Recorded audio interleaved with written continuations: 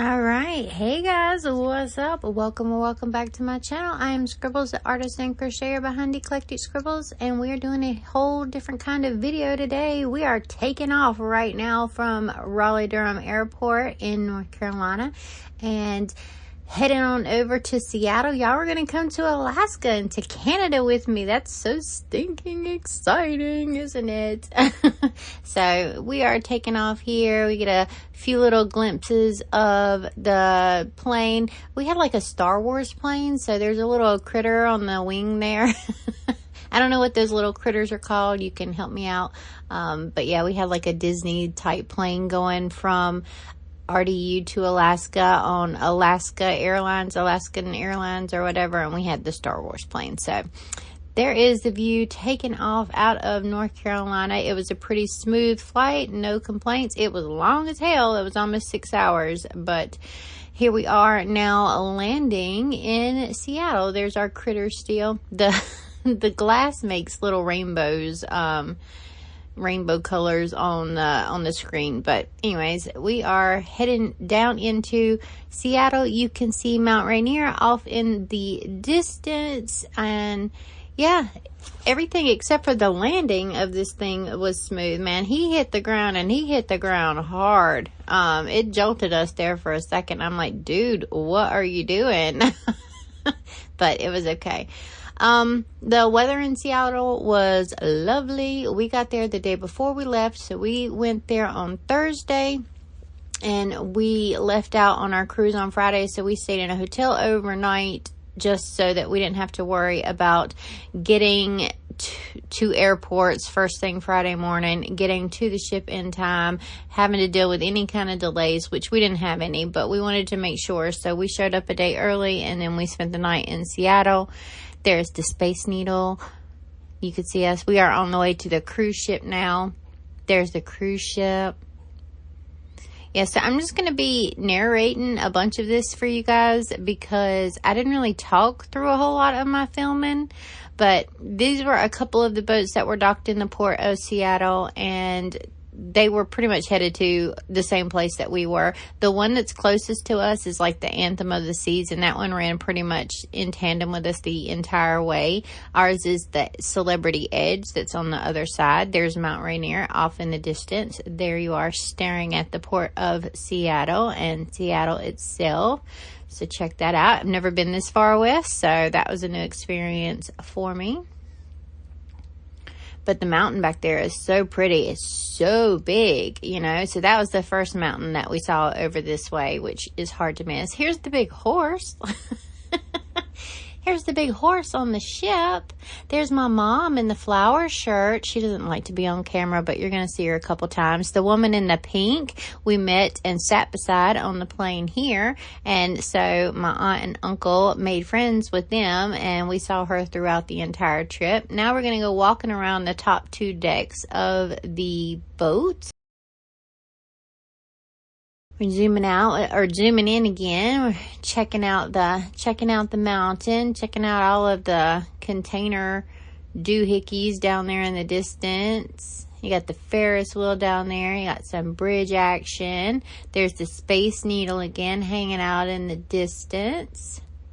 This was such a wonderful trip. It was such a wonderful trip. We spent the majority of this trip in a rainforest, the Tongass National Rainforest, and it barely sprinkled one time while we were out whale watching. And outside of that, it was cloudy. It was cloudy, but it never rained until we got back to North Carolina. Here we are walking around the little spa area, scenic little outdoor grill and all that stuff, the rooftop garden. It was super cute. I'm gonna go ahead and let you know that my mother, that's my Uncle Sammy right there, my mom and my aunts and everybody, they're bougie. I'm not gonna lie to you, they're bougie. They do bougie things. This is the bougie cruise. This is not the party cruise. This is not the singles cruise.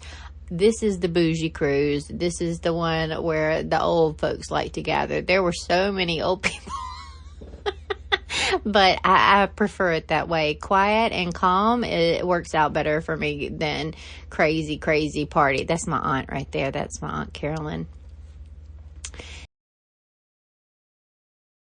Here is some of the art down in the art gallery. We did some exploring on the ship before it took off. We got in, I think we loaded into the ship sometime around noon, and then we went straight up to the cafe to eat, and the cafe is where the buffet is constantly. And then we did some walking around the ship. The ship left port about 4, so we're just exploring all the floors, looking at where the shops are, looking at where the theater is, doing all kinds of things, live music as we're getting ready to take off. Then I'm going to show you my room. There's our piece of coral. Got a closet area. Got a safe, drawers. We got a fridge in here. A little mini bar in it. Got a little desk area. Here's our bed and our couch. And then the best part is our balcony. So here's our balcony. And then it comes open.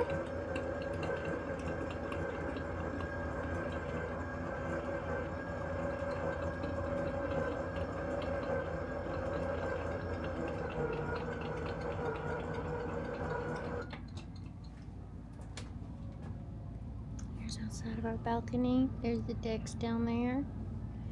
Our lifeboat thingies. That's so pretty. Got mountains off in the background. A little marina.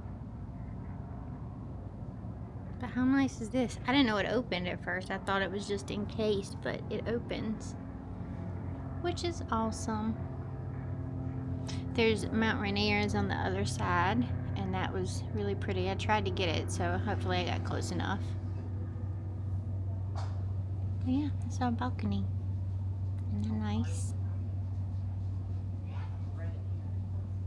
All right, and here we go. We are setting sail. This is us taking off from the port of Seattle. We went back up to those top decks and watched the full takeoff, which took about 30 or 45 minutes to get out of the port.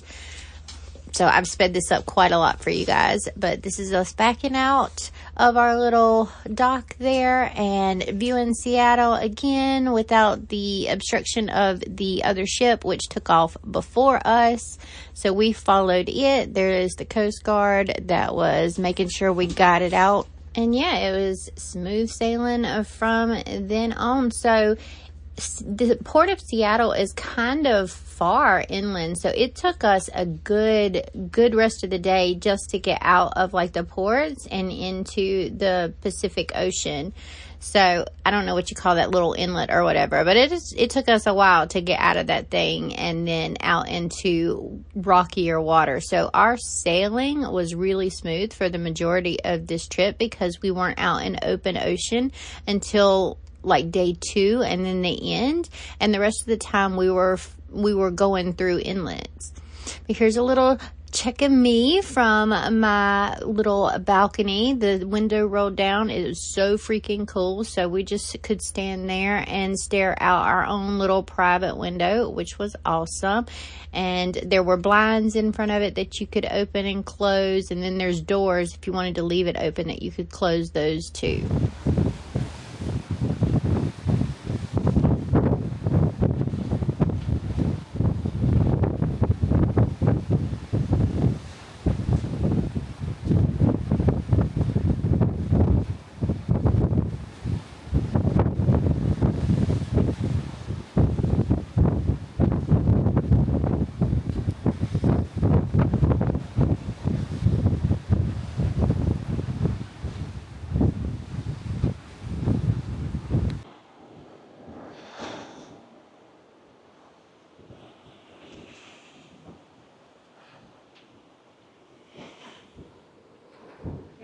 Land anymore. Say hey to the vlog, Mama. Hey.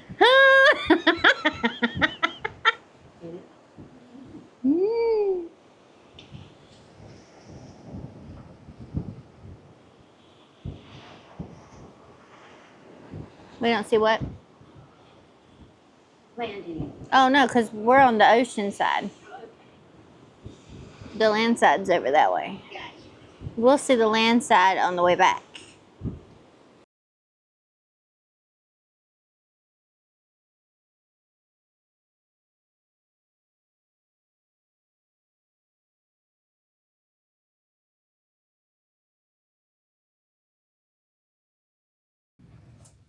Look around our room. It's all pretty and warm lights. There's our little chocolates on our pillow. Yummy. Mama says I ate her chocolate yesterday. I did not eat her chocolate. There's our little hookies. Oh, I didn't show y'all our door. She bought little magnets to go on our door. Let me show you our door. See, here's my aunt and uncle are in the room next one down on our side. And then the lobby and the elevators are right around that corner on the other side of that painting. And then here, there's a door. She got all kinds of things for our door because everything's magnetic. I don't know if some people have never been on a cruise before. Here's my aunt and uncle's room, and here's their decorations on their door. Ours are better. Don't tell them I said that. Here comes some people.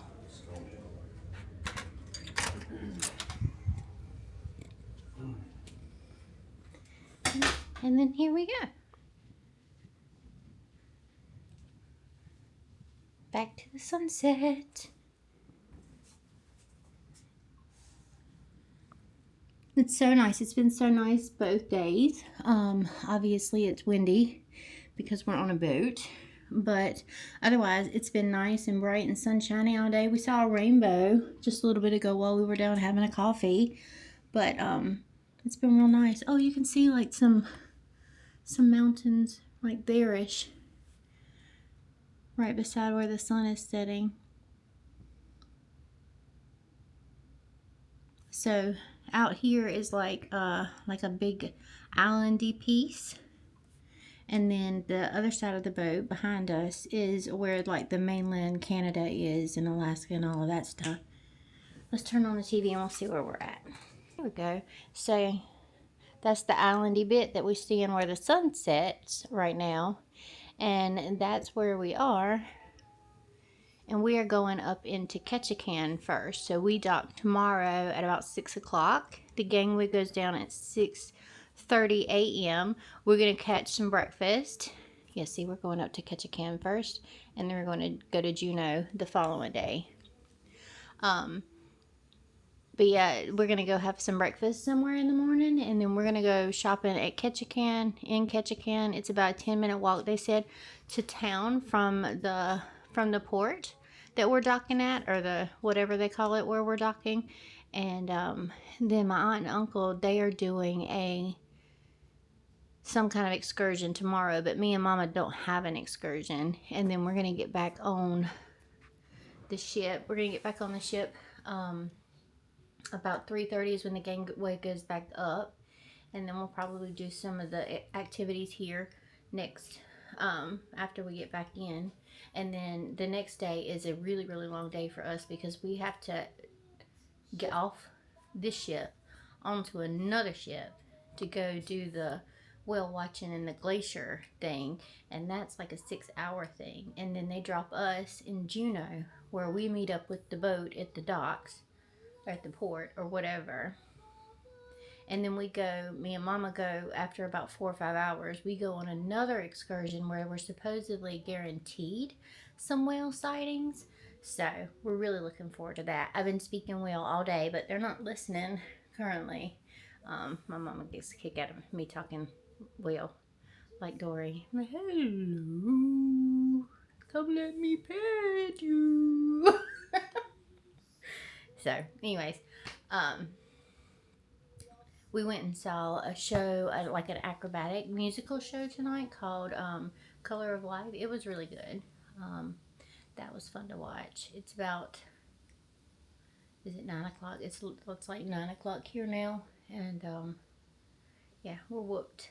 This woman gets up at like 4 or 5 o'clock in the morning. Every day. Always. It's a little much. But I guess we're both going to have to get up day after tomorrow. We're both going to have to get up that early so that we can get ready and get off the ship at 6:30. But it's going to be a really good day. Anyways, that was it. I just hadn't actually talked to you guys the entire time, so I figured I would talk to you. We're having a great time so far. We watched a Deal or No Deal game show, on cruise game show. Today we played musical bingo. We saw the show. We went into the Tuscan restaurant and had sort of that one's Italian themed. I had a shrimp soup, which is really yummy, and then some pasta, some chicken and pasta. Before she comes out of the bathroom, I'm gonna go because she doesn't want you guys to see her without her head on. Her head is over there. Her head is over there on the little desk, and yeah, she doesn't let people see her without her head on. She doesn't want you to see her with her head on. So it is what it is. But we're gonna read over the information for the ports and stuff tomorrow and tuck in for the evening. So we'll see you later. All right, so we are getting off the ship. Like I said, day 1 was pretty much getting back out to open water. Day 2 was a full day at sea, so we did a bunch of different things. And then on day 3, we finally docked, and this is Ketchikan, Alaska. This is the first stop that we made. It was such a cool place. I love the fact that everything here is sort of up on the water. It was very, very cool. We walked down this little docky thing. There are mountains in the distance. There's mountains close up. There's mountains everywhere. The views on this trip were absolutely stunning. I missed them already. So this is us walking through downtown. It wasn't very far from where we docked specifically to downtown. And then we were going up to Creek Street. So there's a big creek running through like the middle section of a street. And so that's where we were walking to at this point, because my mother thought that the Christmas shop, which is what she wanted to shop in, was up on Creek Street. It wasn't. Spoiler alert, it wasn't. Here's some of the art and stuff in these local shops. We didn't stop at a whole bunch of them. We did stop at a couple of places. I got Andy some presents here. I think that you might have already, I don't know. I'll show you the presents that I got Andy here in just a little bit, if I haven't already. Some of these videos were sort of out of order when they uploaded to my DaVinci, so I think I got everything back into order. But none of these people that I'm with, none of these old ones that I'm with can navigate. They had no clue where they were going the entire trip. It was so funny. My mother could not get her bearings for anything. She didn't know how to get off which way to go when she got off the elevator the entire time. It took them 2 days for me to tell them how to figure out whether or not the bathroom stalls were occupied, because there wasn't like a vacant or a non-vacant sign. But if the little screw thingy was vertical, then that meant it was unlocked. And if it was horizontal, that meant it was locked. So I had to tell them that that's how you figure out, instead of trying to enter everyone's stalls, whether the stall was empty or not. All right, so we have finally made it over here to Creek Street. Creek Street is a big section where there's a creek running through it. We saw our first bald eagles up here, which was amazing. They were flying around up in the tops of the trees. There was also a deer, which I thought I got on camera, but apparently I didn't. It was roaming around down in the creek, down below our feet, and sort of trying to make its way out of the creek, I guess. But yeah, my phone apparently, or my camera, just wasn't recording that part for some odd reason. But here are the eagles, our first eagles. So they said that the population of Ketchikan is somewhere between 8,000 and 9,000 year round, and I thought that that was pretty cool. These shops were pretty cool. They had some pretty cool signage. They had some pretty cool like carvings and stuff along the creek bed. But yeah, just getting a look at Creek Street itself. There was a trail back here called Married Man's Trail, which is basically, it led to the back doors of the brothels or something. So that would be the path that married men snuck down to get back home without being caught by their wives, which I thought was funny. Look at that cool dolphin one. So cute. That one had a bunch of cool sculptures in it. All kinds of fun stuff down here on Creek Street. These were some whales. You can see the ships off in the distance. I think there were like 3 or 4 docked at the same time that we were there total. So, and then you get back down to this bridge and you've completed Creek Street. So that's that part. There was the whole house, the brothel that the path led to. And yeah, we were just kind of wandering around. So it was fun. Lulu.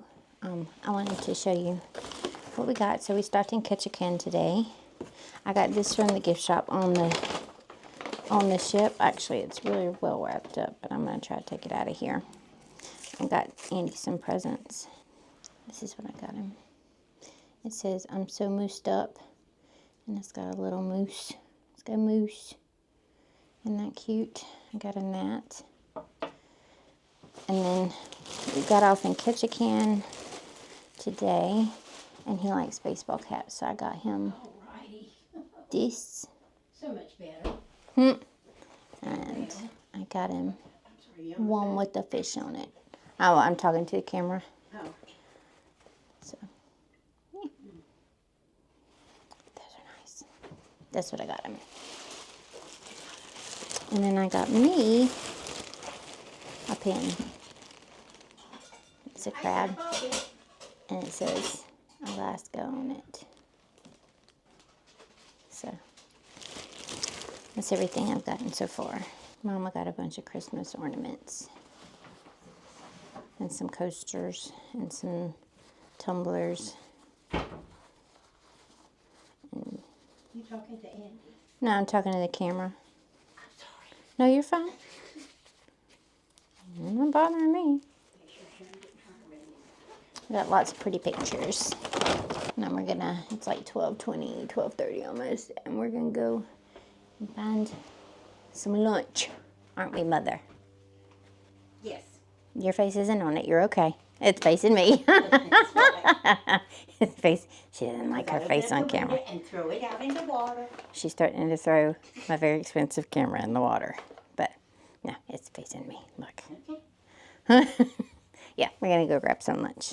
And welcome aboard the St. Herman, the finest darn boat in all of Southeast Alaska. My name is Robert. I'm here in the wheelhouse. Going to be the one driving us around on this absolutely gorgeous morning. We're in Endicott Arm right now. As you folks can see out ahead of us, we have the mighty Dawes Glacier. We'll be working our way up, getting nice and up close and personal with that absolutely beautiful tidewater glacier up there. Once all the crew's in, once they're done taking everything down, going shipside there, we'll be picking up some speed and maneuvering our way through this ice. This is just a nice reminder to make sure that you're leaving a hand free for the boat. We do like to maintain speed for as long as possible, kind of maximize our viewing time throughout the trip today. Part of that is trying to work our way as quickly as we can through this ice while being safe. So just a reminder to make sure you're leaving a hand free for the boat. Hannah will tell you guys a little bit more about that and other safety things here in just a couple of minutes. As far as a general game plan, kind of running you guys through how this trip is set up. We just left the Celebrity Edge. We're going to be spending probably 45 minutes to an hour up here, nice and up close as we can possibly get, to Dawes Glacier. As we work our way back out through Endicott Arm, we'll be keeping our eyes out for wildlife and making a couple scenic stops along the way. Then we'll be running back up Stevens Passage, hot on the tail of the Celebrity Edge, meeting them back in downtown Juneau, right at the same time that they're tying up there. So you guys are not going to be missing out on any time they're in port. We're going to have you folks on board until about 1:30 today. Kind of depends on the ship there. So sit back, relax, get comfortable. If there's anything that my crew can do for you, please do not be shy. Feel free to let us know. But once again, welcome aboard the St. Herman. Our way towards the face of Dawes Glacier, hopping back into a little bit of the exploration of this area. In the 1880s, an individual named John Muir came through this area. He's a pretty widely known individual as he did a lot of research into glaciation. He was the original one to kind of propose the idea that Yosemite was glacially carved. And in order to kind of prove that, he came to Alaska to look at some of these glaciers and see if there was any similarities. When he came through here, this glacier was about 8 miles further out than where it's currently sitting. All right, so I'm going to interrupt her talking because coming up while we were riding in the boat, there was a moose sighting, which is going to be in the top third. In the center right there, it was a mom and her baby, and they said they had never ever seen that before. Not in Indica Arms anyways. So that was a first for the captain of the boat that we were on. But check out these absolutely freaking stunning views. Sorry about the moose being so blurry, but it was there and then it was gone, or they were there and then they were gone, and it was just an amazing little sight. That's the only moose that we saw on this entire journey. But we did in fact see a mom and her baby. Someone did get a shot of the moose and her baby, but I haven't been able to find that picture anywhere online. I took a picture of it with my phone, but you know how you take a picture of a screen and there's all these lines through it and everything? So there is an image with a bunch of lines through it of the mom and her baby moose. That I can't believe the shot that woman got, but she did. And now if I can find it, I will definitely let you know. But check out these cascades coming down from this little waterfall thing here. I can't remember what they said the difference between a cascade and a waterfall was, but they're calling these cascades, and I just thought it was a breathtaking view, so check that out. But yeah, this was all part of going to the Dawes Glacier. So this was the first little excursion that we went on. So it was very, very exciting. This was a glacier excursion. So up ahead of us, like I said, that is Dawes Glacier. Now this glacier has been here for a rather long time. The ice has been present in this area for tens of thousands of years, really. But lots of exploration has been through here, more in the recent years, giving us a little bit of insight on kind of how this glacier has moved. So when we exit the arm, it's going to be at the Endicott Arm Bar. It's about 30-ish miles from where we currently are, and that was the furthest known extent of this glacier. I'll make sure to point that area out while we're passing through it. But that was last known to be there around the 1700s during the last little ice age that occurred. Since then, this glacier has been retreating kind of slowly through carving out this whole fjord. A fjord is what we are currently sitting in. It means a glacially carved valley that has since filled in with seawater. Okay, I see what everyone's getting excited about down here. There are some harbor seals on the ice off to our right-hand side. So I'm going to hush up for a second so you guys can look at them.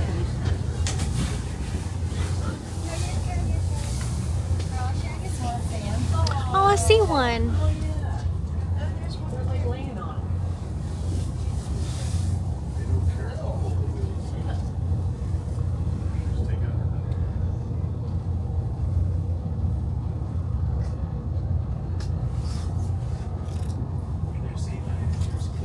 As we continue to pick through this ice, there were those harbor seals at about our 3 o'clock, which is off our right or starboard side. Looks like some more are on some ice off our left-hand side this time.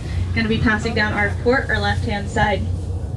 These are harbor seals. This is one of the reasons we have to turn off the speakers here in the arm. They are very, very sensitive to noise, and we don't want to scare them off this ice, as this is their pupping grounds. Aww. So that was a baby this is where the harbor seals come to give birth. This is because this is a relatively protected area. Now, the primary predators are going to be orcas, or killer whales, specifically the transient ones, as those are the ones that eat other marine mammals. Now, when the harbor seals come out here, they know that the orcas don't really come into this area, at least not this far as close to where the glacier will be, because they can't really differentiate between the ice and seal. Since the fjord is kind of long, they don't really know if it's worth the whole trek if they can't get a meal out of it. The harbor seals know that, so they come on in here because it is a very safe place for their babies. They hang out with their babies for a couple of weeks in here before heading on back out, as there's not much fish for them to eat in the fjord. These harbor seals, while they look incredibly cute and small on the ice, they're much bigger than most people realize. They can be upwards of 4.5 to 5.5 feet in length. So keep your eye out. They kind of look like little sausages hanging out. There's a couple more off our left-hand side, a little bit further out on one of those icebergs. Making our way towards the face of Dawes Glacier, hopping back into a little bit of the exploration of this area. In the 1880s, an individual named John Muir came through this area. He's a pretty widely known individual as he did a lot of research into glaciation. He was the original one to kind of propose the idea that Yosemite was glacially carved. And in order to kind of prove that, he came to Alaska to look at some of these glaciers and see if there was any similarities. When he came through here, this glacier was about 8 miles further out than where it's currently sitting. I'll try to point out approximately where that spot was when we pass it, heading back on out. So that is when it was kind of first recorded here in more recent history of where this glacier sat. About 9 years later, another individual came through here. H.B. Mansfield came through aboard the Patterson, which is was a Coast Guard vessel that came through here to kind of map out the area. When John Muir came through here, he named this glacier Young Glacier. However, he did not write that name down on a map, so Mansfield named it Dawes Glacier after one of his friends back home, a Massachusetts legislator, Henry Lawrence Dawes. So since he wrote that name on the map, that is the name it has stuck with.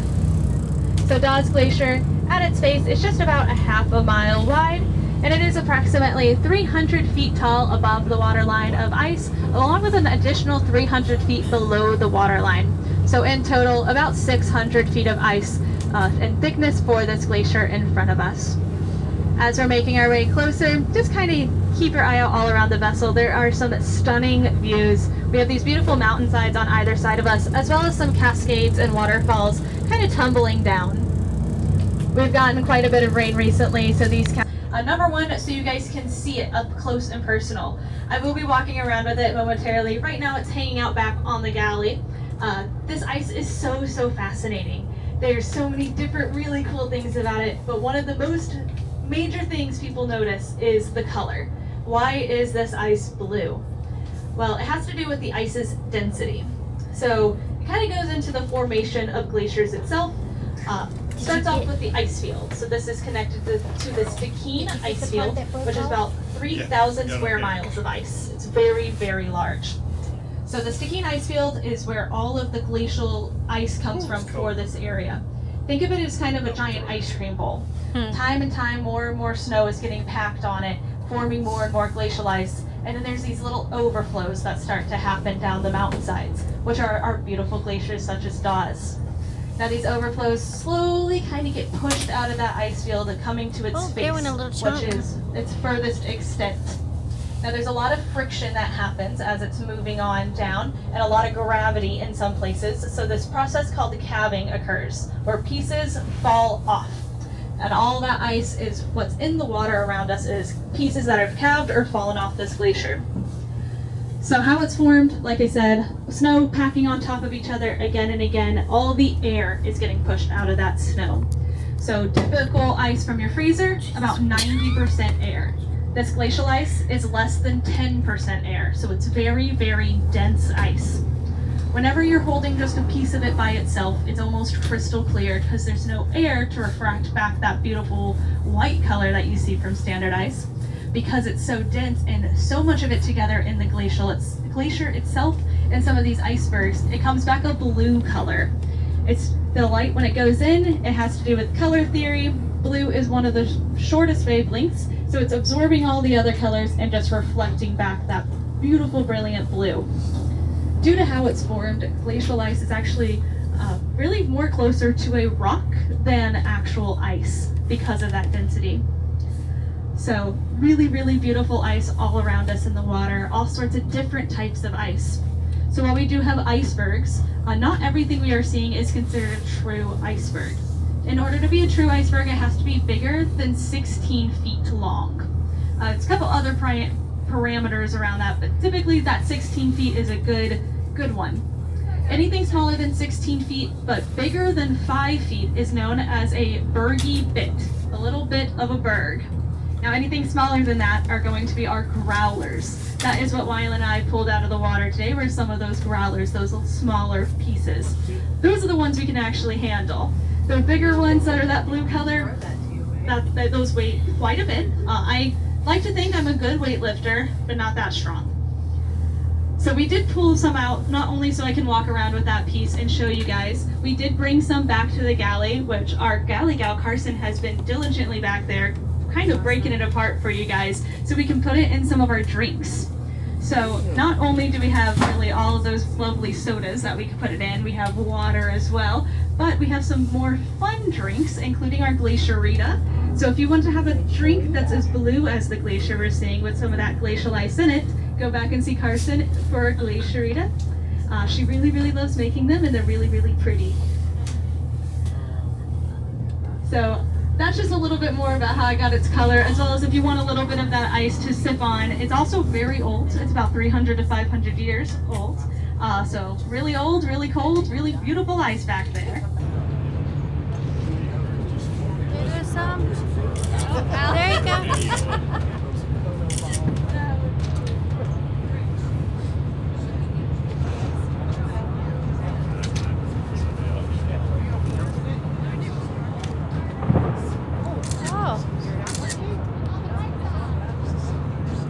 On here, into here.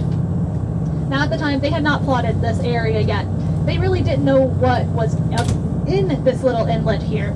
So when he started to row, one of the most important key points of this story was he started to row in at what is known as a slack tide. That's in between the tidal change. So in between high and low tide, the tide is, all the water is very calm because the tide's not moving in, it's not moving out. So when he rowed in, he had a really, really easy time rowing on in. Now, unfortunately for him, though, while he was in there, the tide started to rise. So what ended up happening was this crazy thing called tidal rift started to occur. So we can't go in that far where the tidal rifts are, but we can normally at least get a little bit of a glimpse of them. But they start to really, really, really push. Whenever, I don't know how many of you guys have paddled before, but when you're trying to paddle against a current, against the tide, it's hard. It is not a good time, and depending on how tight the channel is, you're not going to go far. So what ended up happening was he started to paddle out, and then he kept paddling, and he kind of looked around, kept paddling. It's like, I'm not going anywhere. He got stuck in there for 6 hours for the tides to change. He was stuck in that little inlet further deep down, unable to get out.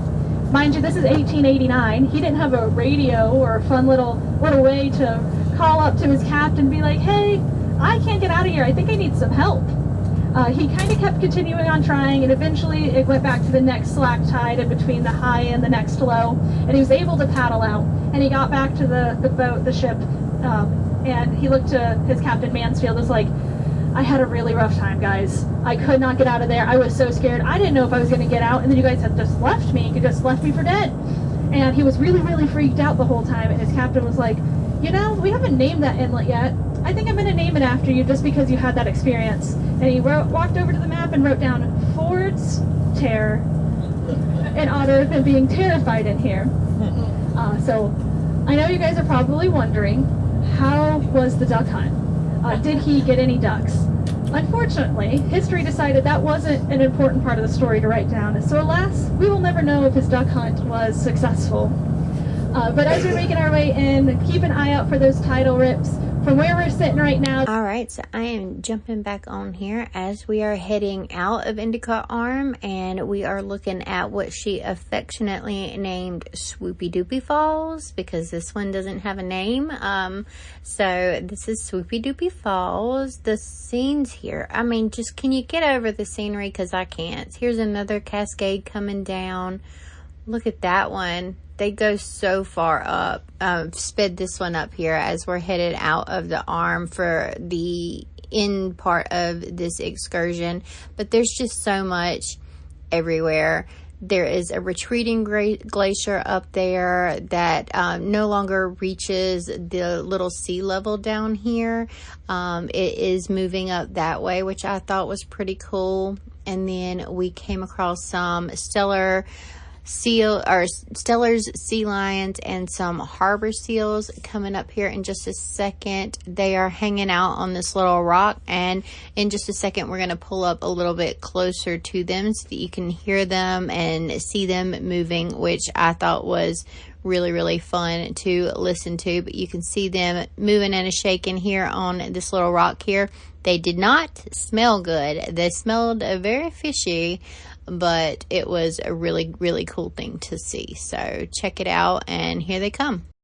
So we are coming up on these Stellar sea lions at around 1 o'clock. They're scattered around the rock. For anybody who likes birds, there are some pigeon and guillemots flying around there, some of our diving ducks. These are the birds that are sitting in the water that are mostly black with those white spots on their wings, but they also have some bright red feet. See those? There's so many of them. Those Stellar sea lions You can hear them. are all over these rocks as well. I always highly recommend, if people can't, if they would like to come up to the second deck onto the back to listen to these guys. On some days you can hear them kind of yelling at each other. They love to be vocal.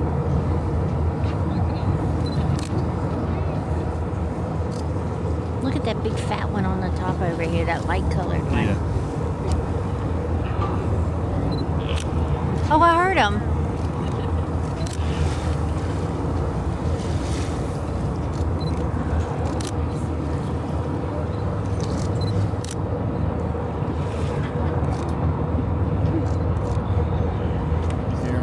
Oh yeah, see that one.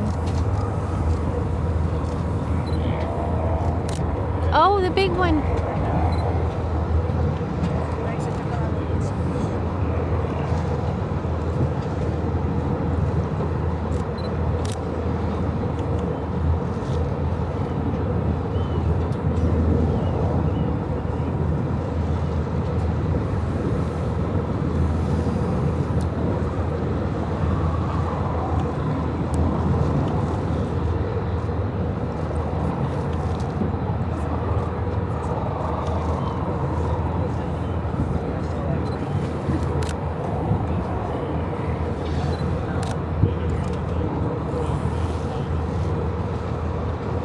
Why don't you come over here and do something about it then?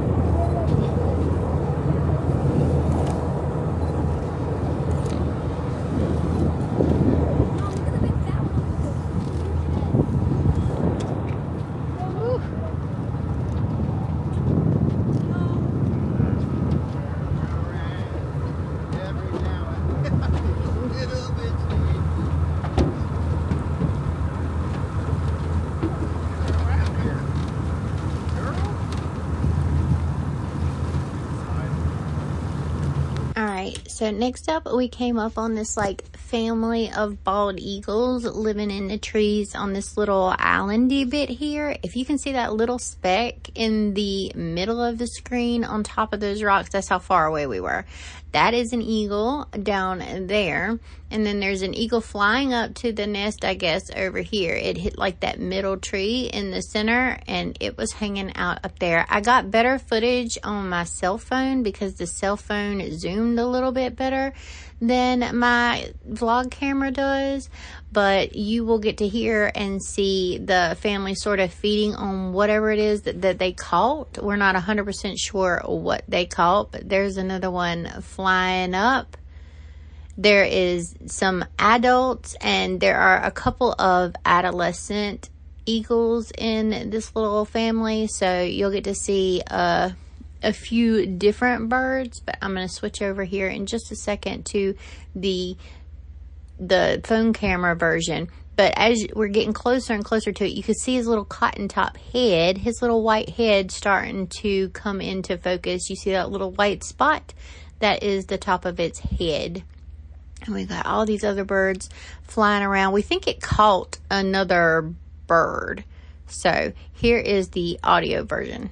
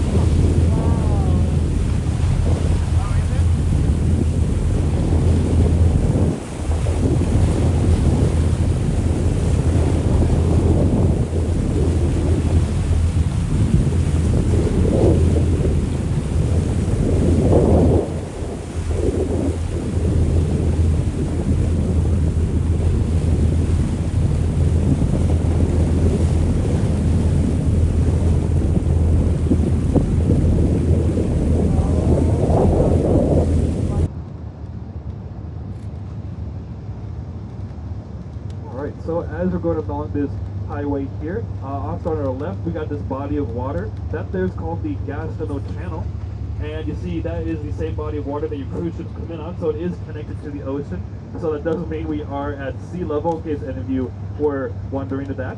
But also, out in the middle of the water, there's that pillar out there. That is meant to be a reference point for the tide, because the Juneau Channel is connected to the ocean. The tide rises and falls, it fluctuates so fast. In fact, it change anywhere from 2 to 25 feet within a 6-hour period.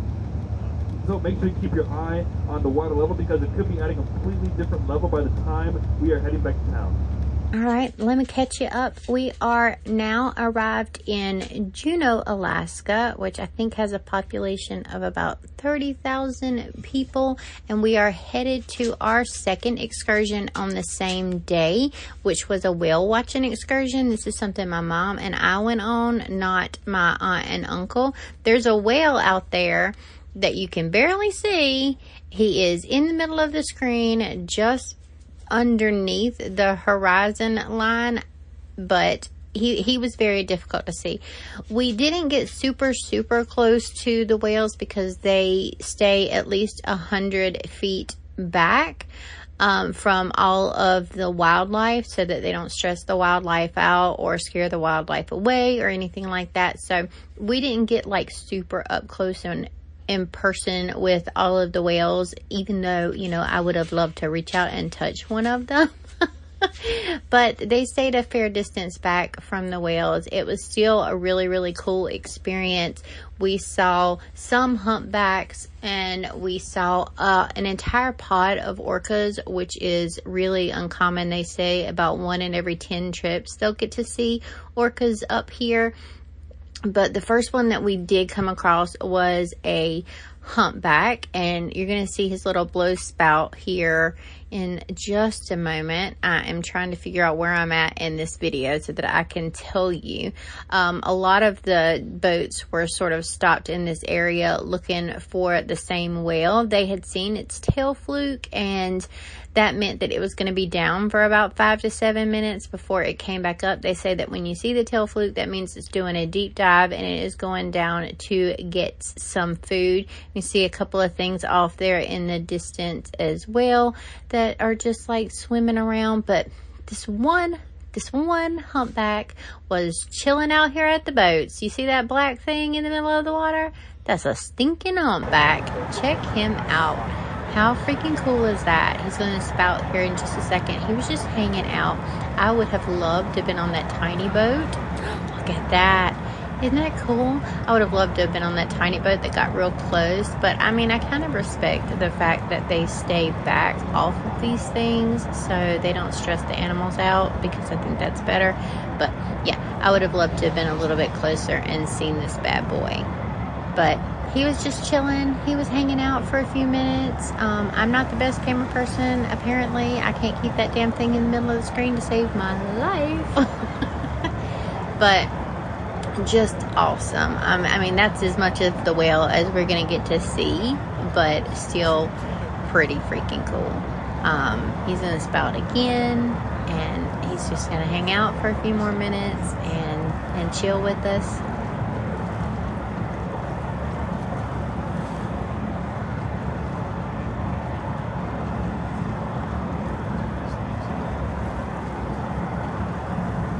So I think that might have been one of the last times that he came up right there. He blew out his blowhole one more time, and then I think he sunk down, and that was the end of him. Alright, so next up we got to see this lighthouse little area on this little peninsula thingy that we passed while we were out to sea on day 6 as well. We had to look through binoculars to see it on day 6. It was way, way, way off in the distance. And this is something that we got to see up close while we were moving through here on the excursion. So I thought that that was pretty cool. It's nifty. At this point, I think we are on our way to see the pod of orcas. I think the captain had heard that there was a pod of orcas up here from another boat, and so we're just gonna take off looking for the orcas up here. It was an entire pod. There were like 5 or 6 of the orcas in this little section. So you can see that we're around a bunch of other boats. People are off pointing. These things are going to look super small. I'm not going to lie. They're going to look tiny. You see that one poked up just in the middle of the screen there? There's one. They look so tiny from where we're at. But again, we're at least 100 yards back or 100 feet back. I can't remember what he said. But we're far back from these bad boys. So if you could just imagine how freaking huge these things are if you're up close. I mean, everybody's seen Free Willy, right? Everybody knows what a stinking orca is and how big these bad boys actually are. This is how shitty the zoom is on this vlog camera. It only goes like up to 4 times, so I'm having to enhance it here, and you're getting grainy footage because of it. But these are the orcas. They're just chilling. They're just hanging out. And there's a whole little family of them, and they're just moving right along. I thought that that was super cool, and I really enjoyed seeing the orcas. I didn't know that we were going to get to see them up there. When we were listening to Beyond the Podium podcast that happened on the ship the day before, they were talking about how orcas may not be up here yet, how you were more likely to see the blue whales, and possibly as we were hugging the shoreline, there might have been some gray whales or something like that up here, but they didn't really mention orcas a whole heck of a lot this time of year. I think we came in at the very, very, very beginning of the season. Look at those. Oh my goodness, I just love this part. We came in at the very, very beginning of the season, and you're going to see us sort of whale watching from our stateroom.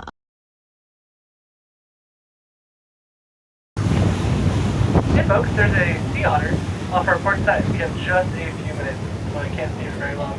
They're actually rare in this area. You go just a little bit further south onto Icy Strait, Glacier Bay area, they're relatively common. Same with out in Sitka. But here in the Juneau area, it really is a lucky treat to see a sea otter. Okay, like Captain Wyatt said, really unique and rare sighting here in Juneau. A sea otter, they are rare in this area. We've only seen them a couple of times so far this entire year, so really, really cool. Sea otters actually have the densest fur of any animal in the world. They've got 1 million hairs per square inch. You can compare that to a house cat, which has about 1 million hairs on its entire... Alright, so we're going to jump in here to some cell phone footage. Once again, the zoom coming in clutch here. You can just make out this little booger's little face and him just glancing back and forth, floating around in the water. He's not doing anything but chilling. I don't even know if that's 1 or if it's 2. I think it's just 1. So the furthest little hump from us, you can see his little face in there, and he's just chilling, just hanging out, just floating in the water. He's looking back and forth, not bothered by anything at all. He's just hanging out, and it was a really, really cool sight to see. He was super cute. He was super cute. He was far away, and so he was super small, but you could see his little face. So once again, like I said, the zoom on my iPhone is a little bit better than the zoom on my bigger camera, but hey, we'll take what we can get on this trip.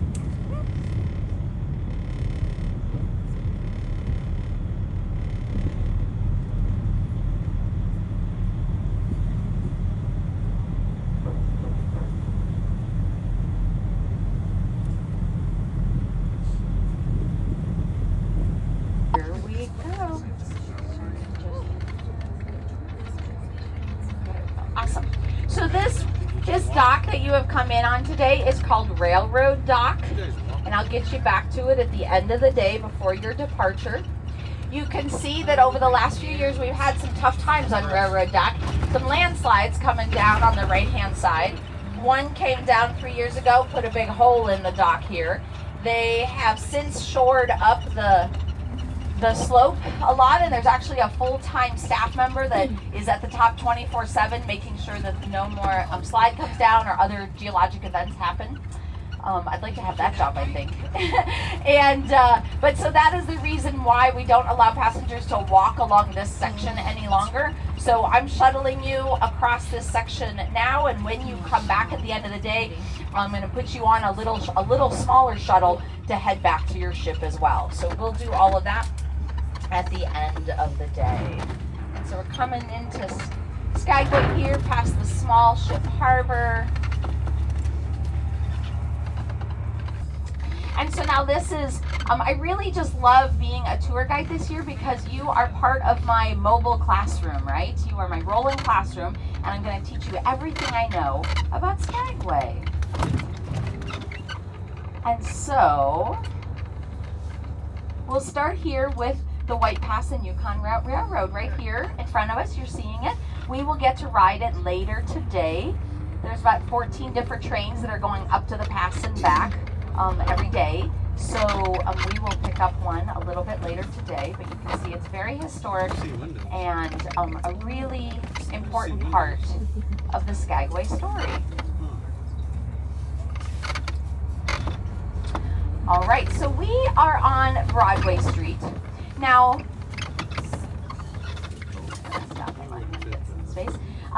Skagway is only about 4 blocks wide and 22 blocks long. The historic section is only 6 blocks long. So don't go to sleep in this part of the tour. You'll miss it all, right? So, it's a very, very small town. And what put Skagway on the map? Why are you here? Gold, right? But it wasn't gold discovery here.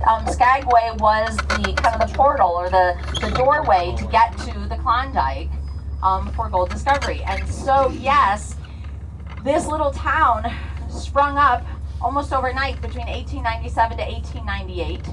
And the railroad that was eventually built in 1899 went right down this main street of Broadway. So this building here on the right was the original White Pass and Yukon Route train station, and now it is the Klondike National Historic Park, Gold Rush National Historic Park Visitor Center. Fantastic visitor center, a museum in there telling more about the history of the Gold Rush. Over here we have the famous Red Onion Saloon, which you are going to get a famous quickie tour, part of your tour today, so we're going to come back there. And as we come downtown, I just want you to take a look at these incredible false front buildings. So many of them, including the wooden boardwalk, are still original to 1898. They have been lovingly preserved by the National Park, as well as other community members. In Skagway, we just really like to promote our early days. Now, the town of Skagway really only has about 900 people year-round, and many of them are artists in the long, cold winters. And so a lot of these stores will feature their goods and their arts. And so it's really important to kind of shop locally and made in Alaska stores, whatever port of call you're at, so that you can support the local economy. Yeah, the original hardware stores. We have 2 breweries in town that feature our spruce tip ale, which is the fresh new growth of the spruce trees. has lots of vitamin C in it, so you can justify your beer that way. Over here on the corner, Kermsey's Curios. He was a watchmaker. He worked out of a tent back in 1898, but he did so well he was able to build that building, and his family is still running it today.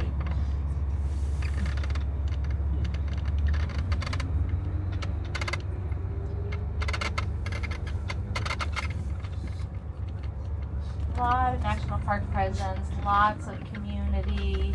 It's a beautiful little historic town. We're so lucky to have it. Here on the corner, the Days of 98 show is a kind of a bawdy vaudeville song and dance routine. They do all in character from the giving the history of the 1898 of the gold rush days here in Skagway. Really, really fun. The front of my bus is entering the financial district of Skagway here, and now we're leaving. It's only a half a block long. We have one thing. Call the post office. There we go.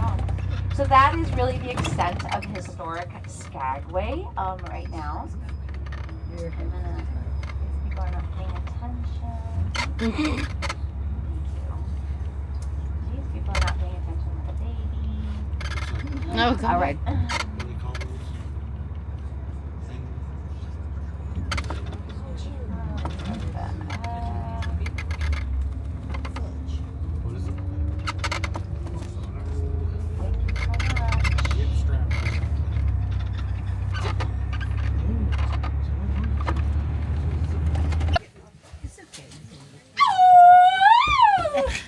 Any of you folks been to Liarsville before?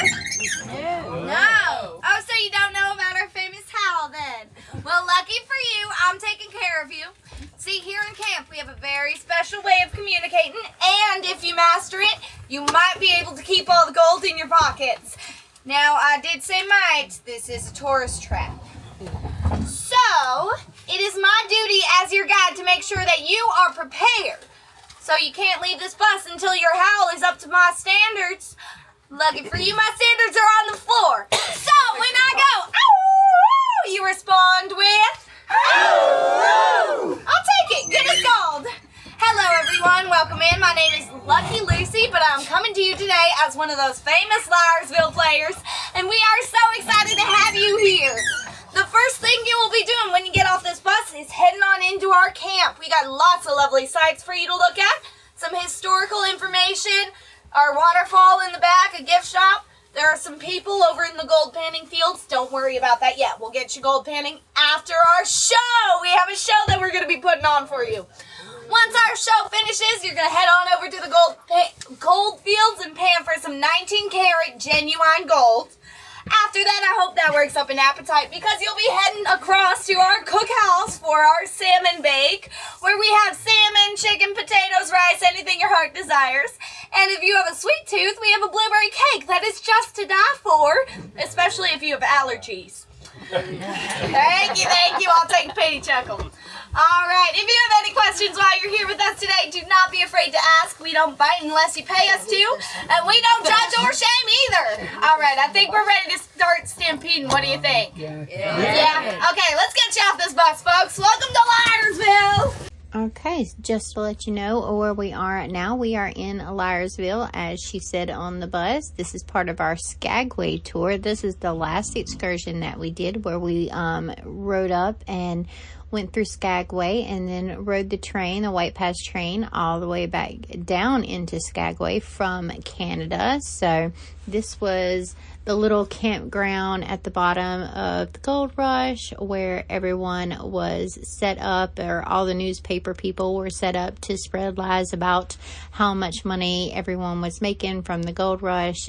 There was a whole big old story on the bus ride up as to how, instead of trekking up there and getting firsthand accounts themselves, the newspaper people decided that they would sit at the bottom of the mountain and eavesdrop on all of the tales as people were coming back down the mountain, and treating them as their own personal firsthand accounts, even though they weren't.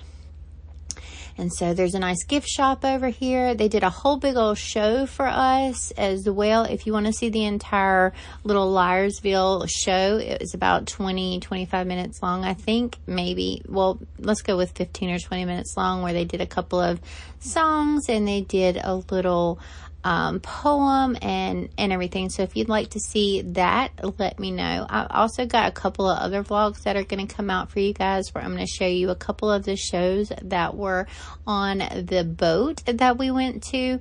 And I am going to do a vlog that is the entire White Pass Trail, the train ride from start to finish. I did video the whole thing, so that is going to be coming up in a vlog for you guys as well. It was an hour and 45-minute trip, so it is definitely not fitting in this vlog, which is already super duper long. We've got the little gift shop in here, and this is where we are about to go out and enjoy the show. You'll see a couple of bits here in just a few minutes coming up, but this is us wandering around the gift shop. And then we pan for gold, which you will also see the instruction part of the panning for gold. There were like 3 or 4 little itsy weetsy little flakes of gold in the bottom of each of your pans. So we did get our little souvenir little flakes of gold, which I have here with me now.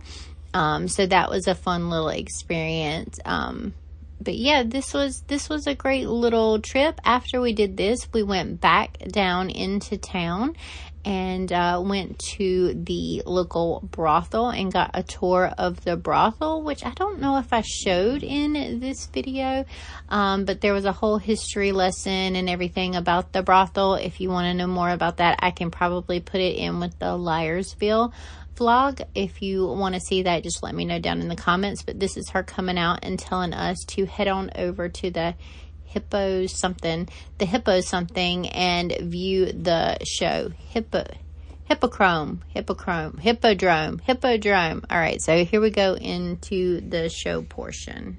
And welcome each and every one of you to the world famous Liarsville Hippodrome. Yeah, there's no need to clap. It's more infamous, if I'm being honest. So that doesn't happen too often. Anyhow, welcome to Liarsville, folks. My cohorts seem to be taking their sweet time. Well, I might as well stall with a bit of crowd work. Anyone here from out of town? Okay, well, that probably makes sense. Probably came in on a big boat or something. There's so many of you. Oh, thank God. Madam, where have you been? I'm so sorry. I got tied up at work. Pretty strong rope too. I don't want to hear about it. We'll start with River. What's the waterfall called? Nugget Falls. So everything's Mendenhall, what the river, or what the waterfall. All right, if we keep coming in, if we stay close, you can hear me better. Can you hear me over there? Can you? You sure? Gotta make sure it pans out. If you can't hear me, it's not gonna pan out.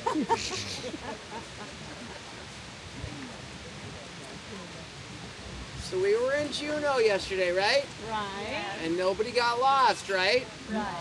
You can't get lost in Juneau. All the roads dead end. You can only drive so far, you have to turn around and come back. Yep. There's only 3 ways to get to Juneau. You have to ship, a plane, and a mom. I keep it PG. I know. So when you were floating up, if you looked off on the right side of your ship, you saw all those waterfalls and mountains and everything.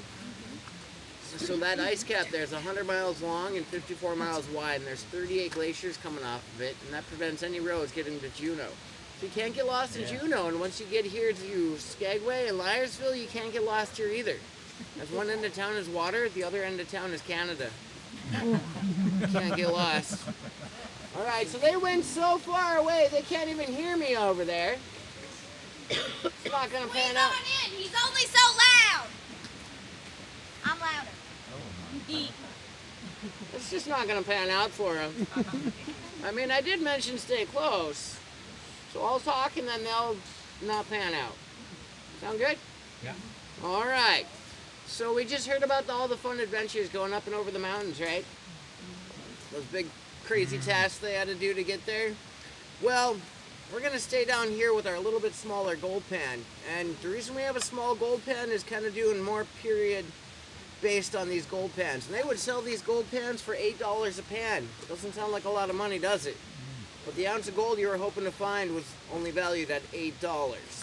So if we put it in today's perspective, this gold pan would be worth about $3,500, hoping to go get $3,500 worth of gold. But with their tales, and why we're in Liarsville, brought 100,000 people up here to find their riches, there's only about 3,000 of them that truly got rich. So it's a 99.7% fail rate. But today I'm going to make sure it pans out for all of us that can hear me. Alright, so we got a cold, rusty pan full of dirt here. And it's cold, it's rusty. And I'm going to point out some really silly things for you. Like this part of the pan here, that's the top. Does that make sense, right? Yeah. But this flat part down here is not the bottom. I know that sounds silly, but that's not the bottom. You see that little lip right there? They call that the corner of the pan. I'm still not sure how you get a corner in a round object, but that's the corner of the pan.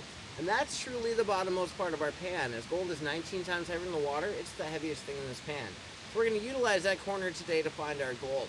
So we got a few easy steps. Our first step is every pan has one of these authentic 1800s gold collection bags in it. We're going to take that out and hold on to it. Our next step, if you really want to get involved in the gold panning experience, we're going to take that pan, scoop some water in it. You're going to take your sticks and mix that dirt up real well. Make sure that heavy gold gets to the bottom. But if your sticks have pretty paint jobs on them or the water's too ice and warm for you, just take your pan and shake it around. We got two options. You're going to mix it up real well, get that really dirty water. You want to slowly pour out that dirty water. As you pour it out, you're going to see a whole bunch of sparkles and shiny bits flowing out of there. That's your mica, your pyrite, your fool's gold. We're going to go ahead and let that go. And we're going to take that pan and we're going to tilt it. Now do you see the high side of that corner I was talking about? All nice and empty. So underneath all that dirt is that gold in that bottom corner. So with it being tilted to that bottom corner, we're going to tilt it and start shaking it side to side. I'm going to call this a jiggle for you, but it's not a wiggle. They just did all the wiggling on stage. We're lazy over here. We're going to do a two-step, just side to side. Get it all jiggled up real well, and you'll get a gap in the back of that dirt and a gap in the front. And then you're going to pause there, and here's the scary part. We're going to do a wash. You're going to take that pan, dip in the water and pull it back. Dip in the water and pull it back. The water's going to flow in your pan. Light sand's going to wash out, kind of like cleaning layers of an onion. So here's how it goes. It's going to be a jiggle, and a wash. Jiggle, wash. You're going to do that so much today, you're going to dream about it tonight. Jiggle, wash. Jiggle, wash. But I need all of us to find our inner child today, because as adults we're afraid we're going to lose this gold. You're going to sit here and jiggle this all day long. Just wondering why you can't find your gold and why there's so much sand in this pan. We must find our inner child and let our sand go. Otherwise you're just polishing rocks for me. And we're going to let it go all the way down to about a teaspoon of dirt. And on down to about a teaspoon of dirt, and it does not look like there's anything in that pan, does it? But I think of gold like a human. If you lived on that beautiful creek, you just found out you're going to be collected, put on a finger, wrapped around a neck, or made into a coin, put in a box forever. You're going to hide, aren't you?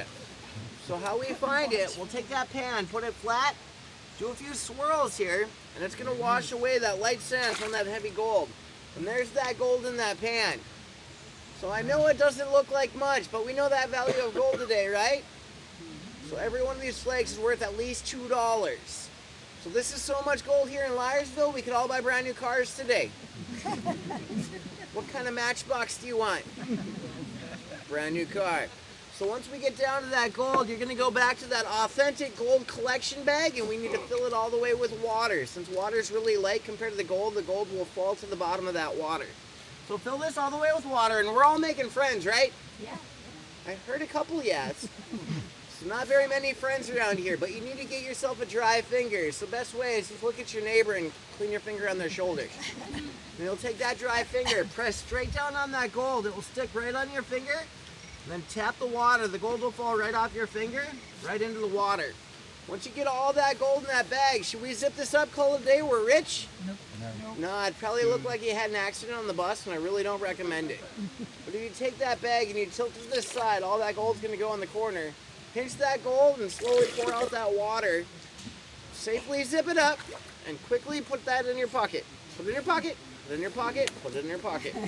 You gotta do it safe and quick. If you don't, those bags will grow legs and run away. In my last show, I had a little lady try to put it in her pocket. Husband pulled it right out, it was gone. So you gotta make sure you secure those bags so they don't run away. All right, so we got a big group, and I have 2 rules for us. They're pretty easy. My first rule is don't fall in the troughs. I don't have a lifeguard on duty. And my second rule, everybody's gonna get a pan full of dirt, and that rule is don't dump out that dirt. If you dump out that dirt, it's a 100% chance you will not find gold. If you follow the steps, it's gonna pan out for you. So we're gonna grab a bunch of pans. If I could have you come up and tell me you need 1, 2, 5, or 11 pans for your group, grab your stack of pans and use whatever trough you want. So come give me numbers. 2. Sounds like you complaining there, Sam. Sam. Yeah? Sounds like you complaining. No, not me. That's what it sounds like. Well, I'm not. Hi, folks. How are we doing today? Good. You're good. Is this your first stop or your last stop? Second. All right, in the middle, just where I like it. Well, welcome everybody to the Red Onion. My name is Madam Pennymore. I'm going to be your horse-storian for the next half hour, so don't get too excited. Now, in just a second, we're going to take it up this rear staircase to our Bombay room. We'll get you nice and lubricated with some champagne and water. And to celebrate getting up that staircase, we will have a toast. Save some for me because I will be leading that. But after that, we will go into our historic brothel museum. Emphasis on historic. We're not all fitting in there at the same time. So I'll give you that oral history outside, and then we'll all go upstairs for our quickie. It's what we call the tour, folks, please. After that, we'll walk through that museum, and I'll kick you down the back staircase into our bar, restaurant, and gift shop. Get something to remember me by, and then your bus driver will be back at what time? 1:45. Ooh, you guys already knew. Very good listeners. 1:45, right back here. So, remember, treat them well. I gotta keep her off the streets. I can't handle the competition. So, on that, rise, follow me. That magical day in order. You're gonna be able to see a lot of highlights. I've got champagne and water. Be cold, but it's gonna be good. Folks, you can get in closer. I don't bite for free. We got a lot of people who fit in this room. We're gonna fill in all of the available space, my friends. Grab yourself a drink. Is this everyone's first time in Alaska? For everybody? First timers are my specialties. Found the right girl. And in the far corner, you'll actually see a piece of 1890s lingerie that was found in this building. Doesn't look like much on the white mannequin, but the front's completely sheer. Folks, coming in, that money hole is on the ground on your left, right near the door.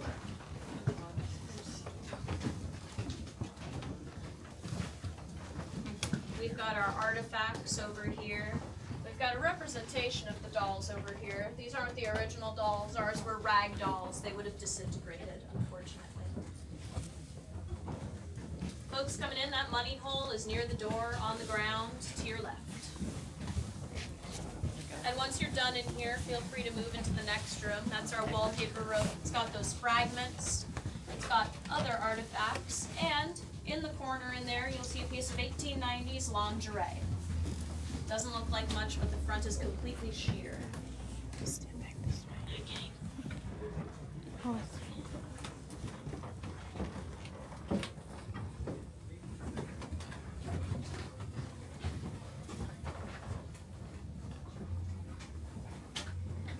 Folks coming in the door, that money hole is going to be on the ground to your left near the doorway.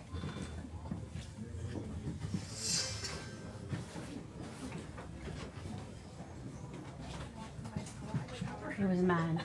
The garage door, it was around.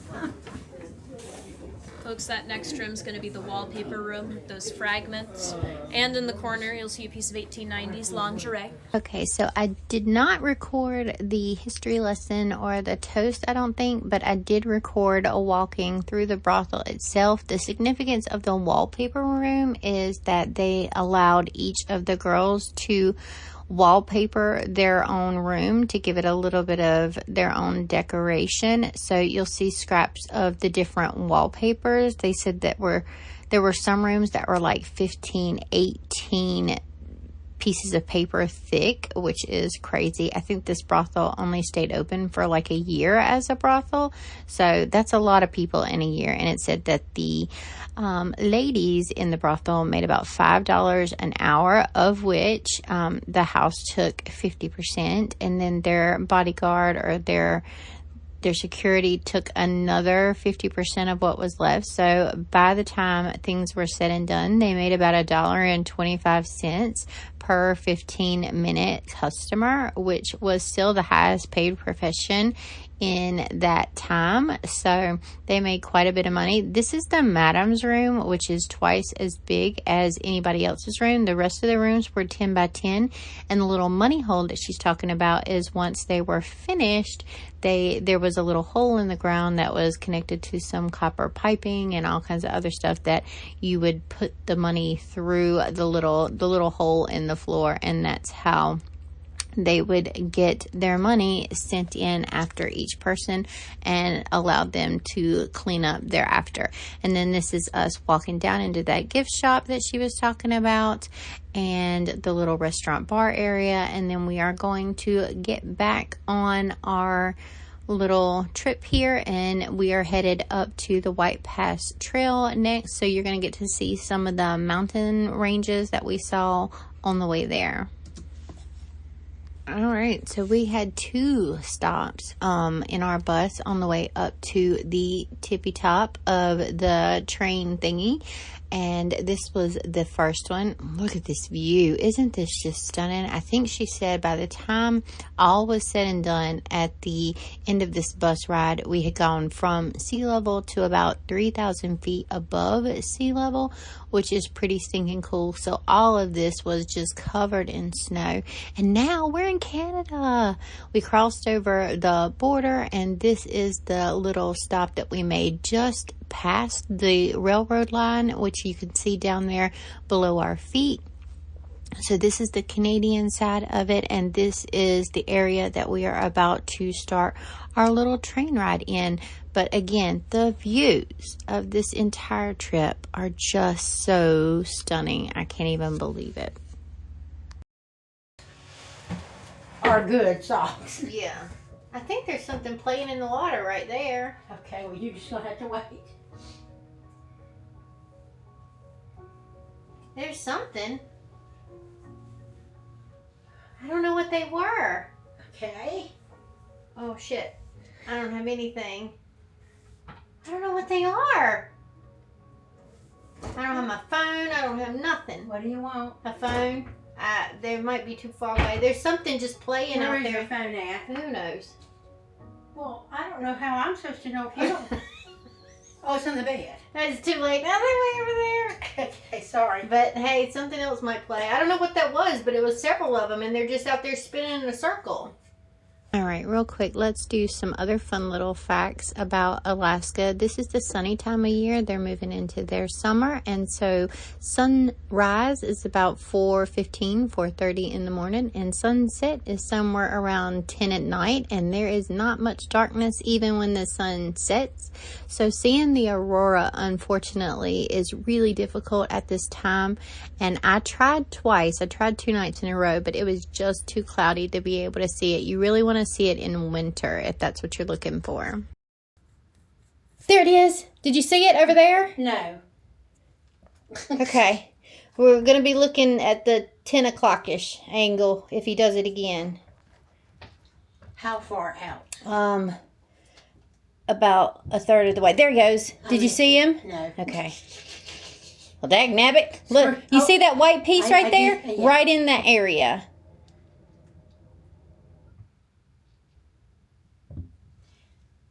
He's got a banana. for you no more. We're trying to see the whale. Go away. He's going. There it went again. All right, so what you heard was me yelling at my uncle who was beating on our window, through his window, with a banana. We saw so many whale spouts as we were sitting there watching this day.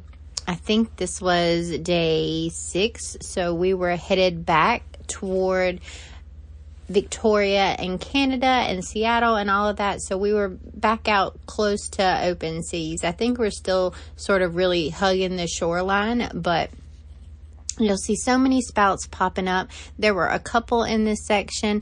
I think because we are pretty much on the front edge of whale season and their summer season, that the whales are sort of still on their migration from their winter grounds back up here to their summer grounds. So all of the whales that we saw in this little section and all of these little spouts that we saw are headed in the opposite direction of us. So they are headed up to Alaska. And I was speaking about the Beyond the Podium person that did the podcast about the whales earlier. So she showed the different migration patterns of the different types of whales. So more than likely, these are all humpback whales that we're seeing off in the distance here.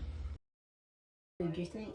Yeah, I have never eaten so... Oh, look, he's right there. He's so close.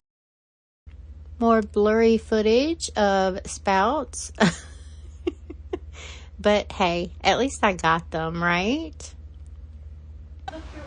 And then this is us headed in to Victoria. Yeah. Well, it won't. How's it going to stay? Put it back up around that thing. Keep going. Oh, don't fall off camera.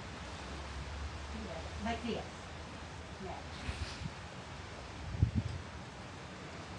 Yeah. Oh, damn.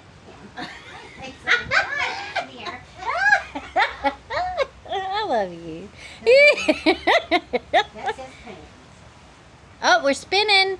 All right, so in this next little section, my mother is having the time of her life trying to get her luggage closed. We had to put our luggage out before we went into Victoria because we went into Victoria at like 6:30 in the evening, and the thing that we had signed up for, they went ahead and took your luggage the night before you debark, and then they go ahead and send it to the airport, and then it just arrives at your destination airport.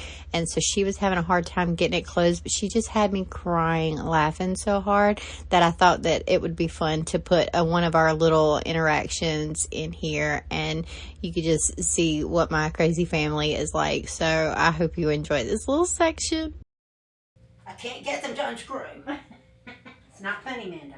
It is a little bit funny. No, it's not. No, it's not. Well, then why am I laughing? Because you're cruel. That made it worse. You're a cruel girl. Okay. I can't. I'm gonna pee.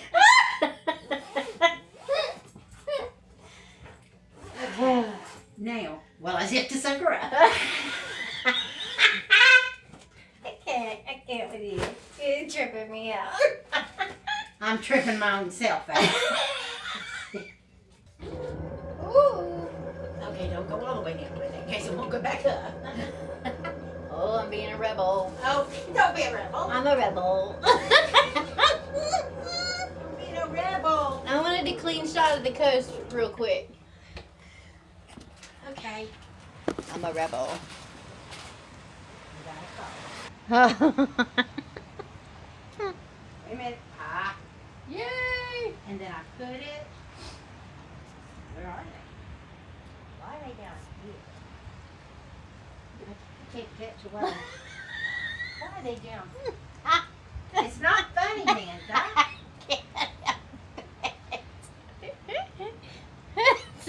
It's not that they're down there that's funny. It's the way you keep saying, why are they down there? That's funny. That's where you belong. That's not just the expansion. Who knows at this point? Who knows? That is the expansion part. I don't know what the other one is. They just need to. Can't. I love it. Hey, is this what I want my tag? I mean, if it don't do me no good. Oh, you got to be. There's stuff in there.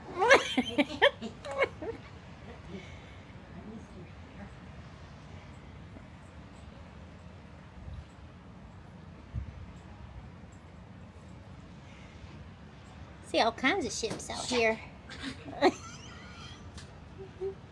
My hands have not worked since we ended this cruise for nothing. I think I'm gonna have to retire on disability. I can't.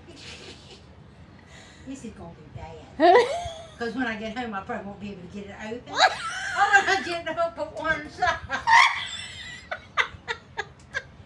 Damn it.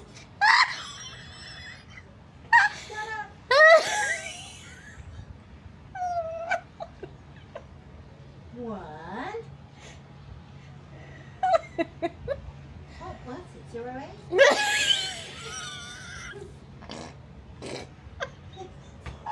I can't see.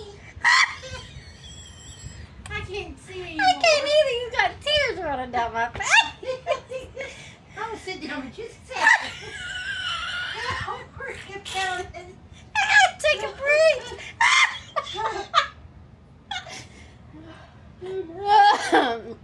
Oh, good God. Lordy.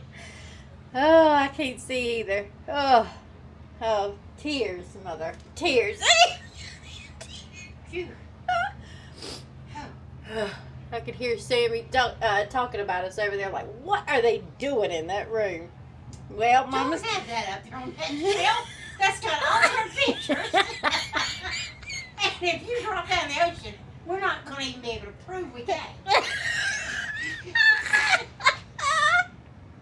So don't.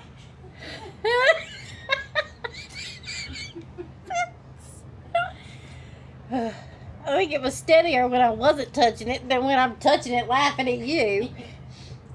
Oh, God. One. Oh, there's like a little docky thing over here to the side. A docky pier thing. Who knows what it is. H. I can't get it.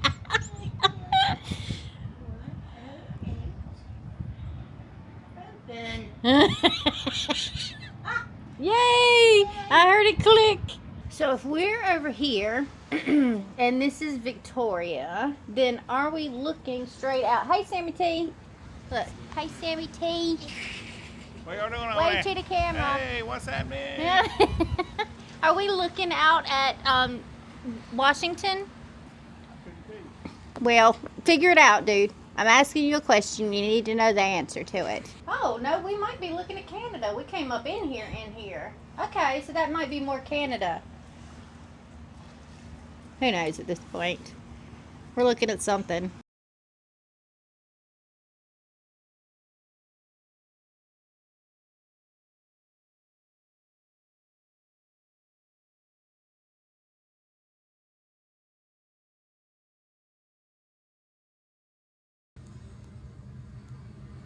My friend Bird. Hey, Bird.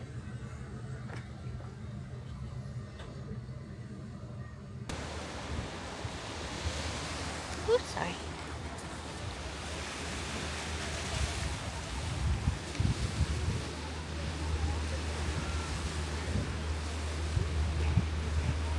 There he is. Hey, come here, Bird. No, I pet you. Come here, Bird. Do you know what kind of bird that is? You left me. Rudeness.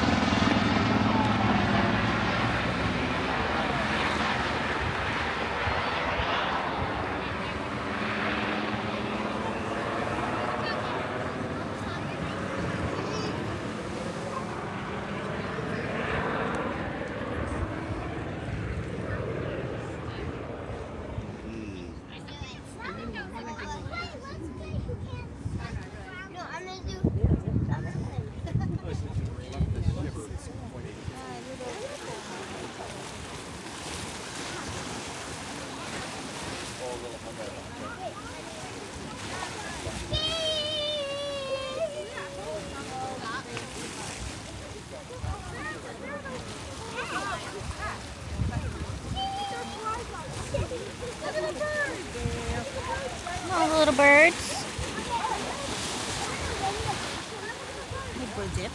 Mm-hmm.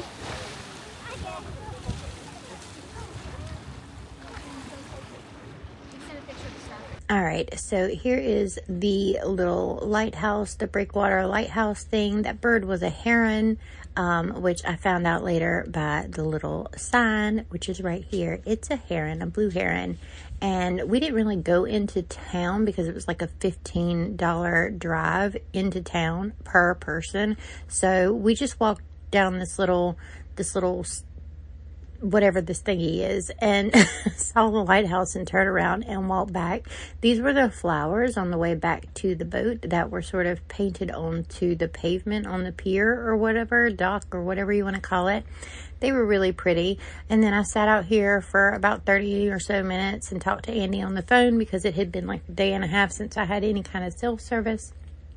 And then we went back in for our final evening before we disembarked the next morning.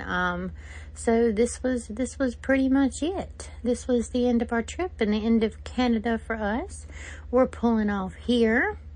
I don't think there's a whole lot of talking or sound in this section, but this is sort of us leaving, and we just exit Canada right there. That was really the extent of the Canada, in between the little White Pass Railroad Canada section and this little Canada section. There wasn't a whole lot of Canada to the trip, but it was still fun to say that we had gone into Canada and we had stepped foot in another country. I don't know how traveled any of you are, but myself and my mother are not very traveled. In fact, we've never been out of the country except for the Bahamas a few years back, where we went on our first cruise together. And so, yeah. This was going the opposite direction, and this is as far north as either of us had ever been. I don't know what we're looking at here, to tell you the honest truth, but I was going to give you some other little things about this trip that I wanted to make a note of. The food on this trip was absolutely amazing. There were 4 cafes in the ship itself on decks 3 and 4. We ate at 3 of the 4 of them. Our first one was called the Normandy, and it was really, really yummy. The first night that we ate, it was like a beef steak en croûte, which is what we had for the entree, and it was super yummy. It was like a beef Wellington, which I did have on night 6, a beef Wellington I had never had before. I tried so many different things and so many different cuisines during this trip. I had oxtail. I had a lot of salmon, and I'm not a big fish eater, but the salmon was really, really good on this trip. They had a full-time buffet for breakfast, lunch, and dinner. At any point on the ship that you could eat at. They also had a little burger joint that we ate at one day. They had a really big meal the last couple of days, or the last sea day that we had, so day 6. They had a really big lunch with a lot of fancy stuff on there, but each and every night on this ship was a different cuisine. So they had an American night, they had an Asian night, they had an Indian night, they had a seafood lunch that day that we went into Victoria. Each of the restaurants had 3 signature appetizers and 3 signature entrees, and then the cuisine changed each night to reflect that night. So you could only get those items on that night of the cruise. But I tried oxtail, I tried a corn soup, I had a shrimp bisque that was super yummy. I had a baked Alaskan dessert one night. I tried an escargot. My mom ordered those, and I tried one of them. Not the best thing in the world, but I can say that I did try it, and I didn't spit it out. So that was a plus, I guess, in the middle of a restaurant. But the food was amazing. I've never eaten so much food in my life, which is what I was starting to say before I had the near heart attack of seeing that whale up close. I'm going to be losing weight for the next 3 weeks to get this 1 week of weight off of me, because I'm talking, I had a full breakfast, lunch, and dinner every single day of this trip, but I just would not trade any of it. I had eggs Benedict one day. I had an omelet one day. The little cakes were so good. I tried so many different cakes that I had never seen or heard of before, from so many different places. The ice creams were good there. I had a tiramisu one night. The cakes were super fancy though, and so they just had different things in them every single day. I know I tried like an English something cake. I tried the tiramisu. I had a lava cake one night. I had some peanut butter ice cream one night. I had coffee ice cream one night. So we were just stuffed to the brim with food. There's no doubt about that. I am definitely gonna miss the food. It was a really good part of this trip in general. All right, that is gonna round it out. Here is one last look at Mount Rainier from our plane. We flew Delta on the way back from Seattle to RDU. It was a much shorter flight. It was only about 4 hours and 45 minutes, although it was a lot bumpier the entire way there. And then when we landed, it was almost midnight in Raleigh, and it was dark and raining, which were two things that we had not seen the whole trip, thankfully. So this is the end of our little journey. I'm going to play my favorite clip of the video back here in just a second of my mom and my talking about my camera. So just in case you missed it the first time, the woman was hilarious. Well, Mama, don't have that up there on that shelf. That's got all her pictures. And if you drop down the ocean, we're not going to even be able to prove we can. All right, you guys, so we're going to do one more look at the moose up there. I tried to steady the angle a little bit better and find the footage again so you could see a couple more views of it. And then I did find the footage from Creek Street where the deer was, so we're gonna head out on that. Again, this trip was absolutely amazing. It was a 7-day cruise to Alaska and Canada. It was fantastic. The food was great. It was so peaceful, not having dogs or anything to worry about, and just going out and enjoying myself and enjoying room service. Gypsy's playing with a bone down below me, in case you're wondering what that noise all of a sudden is. So I did come back home to the chaos that is my life and the chaos that is my house, and I wouldn't trade that for anything, but it was nice to get away for just over a week. Again, we were on the bougie cruise, so there wasn't a whole lot of partying, but I do have some shows that I did record for you guys. They encourage recording. I did make sure to double check that before I recorded anything so that you'll know what to expect on this type of trip if you want to come out and experience it for yourself. So I think I've got like 2 or 3 different shows that I'm going to put up for you guys, and then the White Pass Railroad line, I am going to put up the full trek of that as well, and I'm just going to space them out in between our normal everyday vlogs. So I'm going to have my regular content maybe at the beginning of the week, and then I'm going to pepper in those shows towards the ends of the week so that we're still coming out with 2 videos a week. But I've got some shows that I need to get ready for, and so I'm going to be focusing a little bit more on that. Our little dear friend has escaped. Don't forget to like and subscribe if you haven't already. I will see you guys in the next video. Tell me your favorite part in the comments below. Bye, y'all.